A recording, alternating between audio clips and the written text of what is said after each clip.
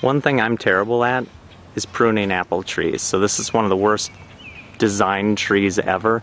But one thing this Honeycrisp is good for is making apples. Lots of apples. Last year all my apples got frozen off because we had a very, very late frost. So all the tree did last year was grow. But this year there are apples everywhere, or the starts of apples. So we expect a really good crop this year. Well, much better than last year when we had absolutely none. So come on, Honeycrisp, do your job. And this is the Fireside, the tree that refuses to die. And this thing has fallen down, it's tipped over, it's been eaten, major branches have fallen off. But if you ever need apples and you want a lot of them, this tree will not stop producing, no matter how I try and kill it. I don't know how well they show, but for every apple that it keeps, I have to take off maybe 9 or 10 other apples because they're everywhere and they will not stop growing. I mean, this tree is just the most prolific apple tree in the world as far as I'm concerned.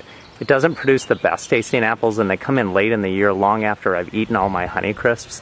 But like I said, if you just want a tree that produces endless apples, what am I going to do with all these apples? There's just so many. But they're not the best, but boy does it produce a lot of them. And that's what it's best at. Hidden deep inside the McIntosh tree, the tree that refused to produce for years and years. But finally on like year 7, I don't even know if they're showing up. On year 7, it finally got around to the idea, hey, I'm going to produce some apples for you.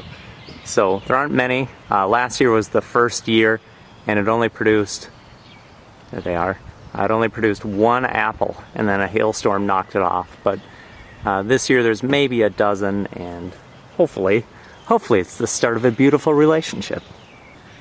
So here's evidence of me trying to get this thing to produce. So this McIntosh never produced, so someone advised me, come out and just hit it repeatedly with a giant baseball bat because it never blossomed, never even blossomed. So she said, work it over with a baseball bat like crazy, and I did, and sure enough, the next year, there's apples.